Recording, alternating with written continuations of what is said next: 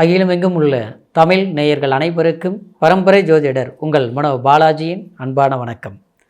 விருச்சிக ராசியில் பிறந்த அன்பர்களுக்கு செவ்வாய் பெயர்ச்சி பலன்கள். இந்த பெயர்ச்சி அக்டோபர் மாதம் 27ஆம் தேதி உங்களுடைய ராசிநாதன், உங்களுடைய ராசியாதி அதிபதி உங்களுடைய ராசியிலேயே ஆட்சி பலம் பெற போகிறாருங்க. இந்த காலகட்டம் உங்களுடைய வாழ்வாதாரம் சொல்லக்கூடிய தொழில், குடும்பம், பணவரவு சார்ந்த விஷயங்கள் எந்த மாதிரி ஒரு பலன்கள் இந்த செவ்வாய் பகவான் கொடுக்க போகிறார் அப்படிங்கிறத பற்றி தாங்க இந்த பதிவில் இப்போ நம்ம பார்க்க போகிறோங்க. ஃபஸ்ட் டைம் பார்க்குறவங்களா இருந்தீங்கன்னா சப்ஸ்கிரைப் பண்ணி பெல் பட்டன் அழுத்தி ஆல் ஆப்ஷன் கொடுங்க. விருச்சிக ராசி அப்படின்னா விருச்சிகத்துக்கு அதிபதியே செவ்வாய் பகவான் தானே. செவ்வாய்ங்கிறது யாருங்க? அதாவது வேகத்தை கொடுக்கக்கூடியவர், ஒரு தைரியத்தை கொடுக்கக்கூடியவர். எந்த விஷயத்தையும் துணிவு இருந்தால்தான் எதையுமே துயரம் இல்லாமல் செய்ய முடியும்பாங்க. காரணம் என்னென்னா, ஒருத்தர் தைரியத்தோடு செயல்பட்டாங்கன்னு வச்சுக்கோங்களேன், கண்டிப்பாக அதை எப்படியானாலும் இப்போ இல்லைனாலும் அடுத்த நொடியில் அடுத்த கட்டத்தில் அவங்க செய்து முடிச்சுருவாங்க. ஒரு பயம் இருந்ததுன்னா அவங்களுக்கு எல்லா விஷயத்துக்கும் பயந்துக்குவாங்க. உங்களுடைய ராசிநாதன் செவ்வாய்ங்கிறது தைரியத்தை கொடுக்கக்கூடியவர். அப்போது ஒருத்தருடைய ஜாதகத்தில் செவ்வாய் பலம் பெற்றிருந்தால் அவங்க ரொம்ப வீரராக இருப்பாங்க. இந்த விளையாட்டுத்துறையில் சாதிக்கிறவங்க, அதே மாதிரி யூனிஃபார்ம் சர்வீஸ்னு சொல்லக்கூடிய காவல்துறை, இராணுவத்துறை, மருத்துவம் சார்ந்த துறை, அதே மாதிரி ரியல் எஸ்டேட் சம்மந்தப்பட்டவங்க வேலையை செய்யக்கூடியவங்க, அதே மாதிரி மெஷினரி ஐட்டம் எலக்ட்ரிக்கல் முதல் கொண்டுங்க, சரிங்களா, இதில் எல்லாமே வேலை செய்கிறவங்க பார்த்தோம்னா, அதே மாதிரி ஃபாரஸ்ட் ஆஃபீஸர் அப்படின்னு சொல்லக்கூடிய வனத்துறை டிபார்ட்மெண்ட்டில் வேலை செய்யக்கூடியவங்க எல்லாருமே பார்த்தோம்னா இந்த செவ்வாயோடைய பலம் அதிகமாக இருக்கும்.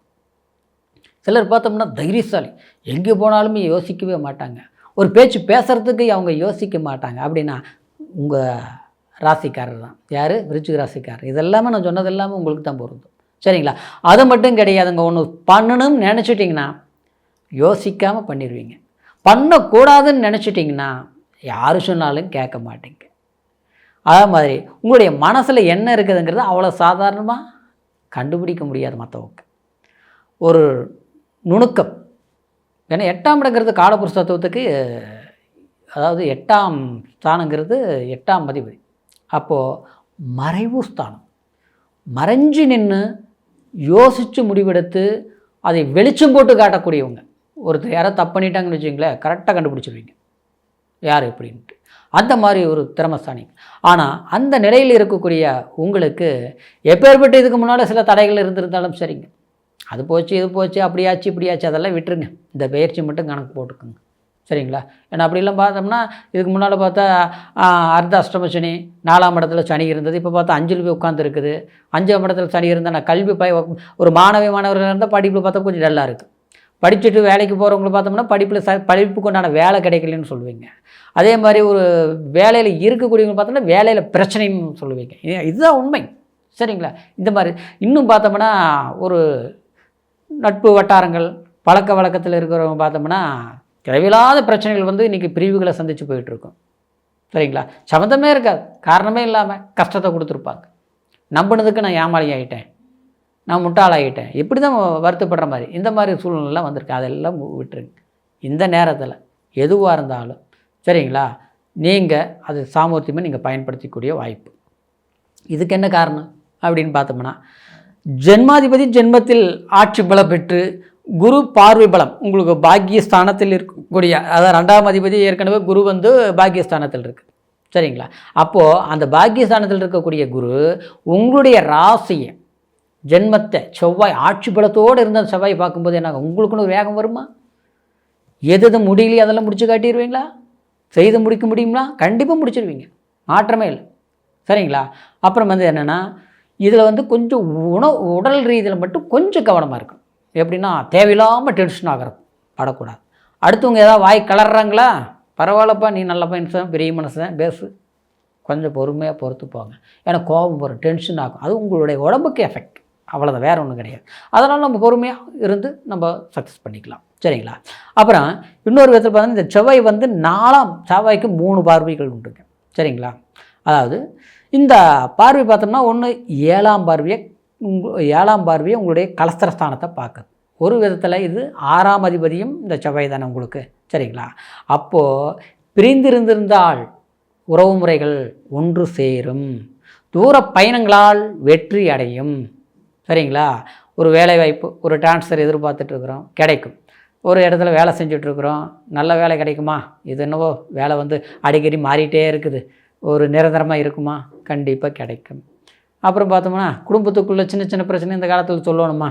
நாம் கரெக்டாக இருந்தாலும் யாராவது ஒருத்தருனால ஏதாவது ஒரு பிரச்சனைகள் நமக்கு வேணால் வந்துடும். ஆனால் அது மாதிரிலாம் சரிப்படுத்திக்க முடியுமா? எந்த நேரத்தில் சரிப்படுத்திக்க முடியும்? சரிப்படுத்திக்க முடியும், திருத்துரும். நேரம் வரும்போது ஆட்டோமேட்டிக்காக அதுக்குண்டான வாய்ப்புகள் கண்டிப்பாக கிடைச்சிரும், சரிங்களா? அப்புறம் இந்த ஸ்தானத்தில் பார்த்தோம்னா 8ஆம் பார்வையாகவும் இந்த செவ்வாய் வந்து, செவ்வாய்க்கு 3 பார்வை இல்லையா? அப்போ 8ஆம் பார்வை அது கரெக்டாக 8ஆம் இடத்தை பார்க்குது. அப்போது இது வந்து திடீர் ராஜ யோகங்கள் சொல்லக்கூடிய, நீங்கள் ஒரு அதிர்ஷ்டத்தை எதிர்பார்க்குறீங்க. அதிர்ஷ்டங்கிறது என்ன? நமக்கு வந்து ஒரு ஆசைகள், சரிங்களா? நம்ம இது ஒரு நல்ல இது மட்டும் நடந்துருச்சுன்னா இன்னும் ஓகே. நம்ம மனசில் ஒரு கற்பனை இருக்கும் இல்லையா? கற்பனை கிடையாது, ஆசைகள் இருக்கும். ஆசை இருந்தால் தான் அதை அடைய முடியும். ஆசைப்படல எதோ தானாக வந்துடுங்களா? இன்றைக்கி அது வேணும் இது வேணும்னு சொல்லி நம்ம ஒரு நினச்சா தானே அதை தேடி போவோம், சரிங்களா? அந்த மாதிரி ஒரு தேடல் இருந்தது பார்த்தீங்களா? அது உங்களுக்கு சக்ஸஸாக முடியும். அது ஒவ்வொருத்தருக்கும் ஒரு விதமாக இருக்கும். அவங்களோட தசாபுத்திகள் எப்படி இருக்குதோ அதுக்கு தகுந்த மாதிரி இருக்கும், வயசுக்கு தகுந்த மாதிரி இருக்கும். அதாவது நம்மளுடைய எண்ணங்கள் நிறைவேறும், கனவுகளை கச்சிதமாக செய்து முடிக்கக்கூடிய ஒரு சந்தர்ப்பங்களாக அமையும். எல்லாத்த விட இந்த ஜென்மத்தில் வரும்போது பூமி யோகங்கள் ஆட்டோமேட்டிக்காக தேடி வரும். ஒரு வீடு கட்டலாம்னு எதிர்பார்த்துட்ருப்போம், ஒரு கட்டிய வீடு வாங்கணும் ரொம்ப நாளாக ஆசைங்கிறது என்ன? நம்ம மனுஷனுக்கு தேவை தானே, அது என்ன போய் அப்போது அது வந்து சரியாக அமையலைங்க. ஏற்கனவே 1 2 இருந்தது, எல்லாம் போயிடுச்சு, வாழ்ந்தவன் கெட்டு போயிட்டேன். ஆனால் வாழ்ந்தால் தான் மரியாதை, கெட்டவங்க வாழ்ந்தால் தான் மரியாதை, சரிங்களா? ஏன்னா விருச்சிக ராசிக்காரர் பூர்வீகத்தில் இல்லாத சூழ்நிலைகள் வந்திருக்கும். நம்மளுடைய சொத்தில் மற்றவங்க உட்காந்துருப்பாங்க, மற்றவங்க அனுபவிச்சுட்ருப்பாங்க. எல்லாம் வேண்டான்னு ஒதுங்கி போனாலும் அப்போவும் நம்மளை வந்து ஒரு மாதிரியாக நெருக்கடிகள் உருவாகிட்டு இருக்கோம். ஏதோ நம்ம ஒன்று ஆசைப்பட்டாலும் அது நமக்கு கிடைக்காத ஒரு பிரச்சனைகள். சிலருக்கெல்லாம் பார்த்தோம்னா சொத்து ரீதியில் கோர்ட்டுக்கு போகிறது, அது வந்து ஒரு பஞ்சாயத்துகள் வைக்கிறது, அது வந்து நெருங்கி வருமா பார்த்து பிரச்சனைகள் பண்ணாலும் பணம் தான் செலவு பண்ணிகிட்டு இருக்கிறோம், பார்த்தா முதலுக்கு மீறிய செலவுகள் பண்ணுற மாதிரி. இந்த மாதிரி பிரச்சனைகளில் தீர்வுக்கு வரக்கூடிய ஒரு வாய்ப்புகள் உண்டாக்கும். திருமணம் ஆகாமல் இருக்கக்கூடிய அதாவது நபர்களுக்கு நிச்சயமாக திருமண வாய்ப்புகள் கைகூடி வரும். மறுவாழ்க்கை, முதல் வாழ்க்கை ஏதோ ஒரு சூழ்நிலையில் பிரிஞ்சு போயிட்டோம்னு வச்சுங்களேன், மறுவாழ்க்கை பண்ண முடியுமா? பண்ணுற வாய்ப்புகள் இருக்குமா? அது சரி வருமா? இப்படிலாம் தடுமாறிட்டு இருப்பீங்க. ஆனால் தீர்க்கமான முடிவுகள் எடுப்பீங்க, சிறப்பான வாய்ப்புகள் அமையும். அதாவது மண்மனையினால் ஆதாயங்கள் கூடும். கட்டடம் சம்மந்தப்பட்ட, கட்டுமான சம்மந்தப்பட்ட தொழில் செய்யக்கூடியவங்களுக்கு எதிர்பாராத ஒரு இம்ப்ரூவ்மெண்ட் செய்யக்கூடிய, அப்படின்னா புதுசாக ஒரு லாபகரமாக இயங்கும் தொழில், சரிங்களா? வாய்ப்புகள் உண்டாக்கும். சொந்த தொழில் ஆரம்பிக்கணும்னு நினைக்கிறவங்களுக்கு ஆரம்பிப்பீங்க. இப்படி பல விதமான நன்மைகளை நீங்கள் ஏற்படுத்தக்கூடிய ஒரு காலகட்டமான ஒரு வாய்ப்பு தான் இந்த வாய்ப்பு. அது 4ஆம் பார்வையாக செவ்வாய் பகவான் 4ஆம் இடத்தை பார்க்கறதுனால வீடு மண்மனை யோகங்கள் உருவாக்கிக்கிறது சரியான சந்தர்ப்பங்கள். பாதியில் நின்று வேலையெல்லாம் ஆரம்பிக்கலாம், தொடங்கலாம். கண்டிப்பாக செய்யுங்க, நல்லா இருக்கும். இந்த பயிற்சியை பொறுத்த வரைக்கும் உங்களுக்கு அற்புதமான காலம். இருந்தாலும் சந்திரனை வச்சு கோச்சார அடிப்படையில் பலன்கள் சொன்னதுனால விதிங்கள் சொல்லக்கூடிய லக்னத்தை வச்சு தசாபுத்திகள் என்ன இருக்குதுங்கிறது உங்களுடைய ஜாதக பலன்களை பார்த்து தெரிஞ்சுக்கோங்க. ஏன்னா ஒவ்வொருத்தரும் ஜாதகத்தை முழுமையாக பார்த்துக்கிட்டு என்ன தசாபுத்திகள் நடக்குது, இது சாதகமாக எந்த மாதிரி வாய்ப்புகள், இது எப்படி செய்யலாம், எந்த மாதிரி செய்யலாம், எந்த காலகட்டத்தில் செய்யலாங்கிறது ஜாதகத்தை வச்சு தான் நம்ம நிர்ணயம் பண்ண முடியும். அப்படிங்கிறதுனால உங்களுடைய பிறப்பு ஜனன ஜாதகத்தையும் ஒரு முறை பார்த்துக்குங்க. உங்களுடைய ஜாதகம் நம்மக்கிட்ட பார்க்கணும்னு நினச்சிங்கன்னா கீழே இருக்கிற நம்பருக்கு ஃபோன் பண்ணி உங்களுடைய date of birth, time, place இது மூணையும் தெரியப்படுத்தி உங்களுடைய பலன்களை ஆன்லைன் மூலியமாக கூட முழுமையாக தெரிஞ்சுக்கிட்டு இனி வரக்கூடிய காலத்தை சரியாக பயன்படுத்துங்க. அற்புதமான காலமாக அமையும். அப்படிங்கிற இந்த செவ்வாய் பயிற்சி ஒரு அற்புதமான காலமாக அமைகிறதுங்கிறது எந்த ஒரு மாற்று கருத்தும் இல்லை. மீண்டும் அடுத்த பதிவில் சந்திக்கிற வரைக்கும் நன்றி, வணக்கம்.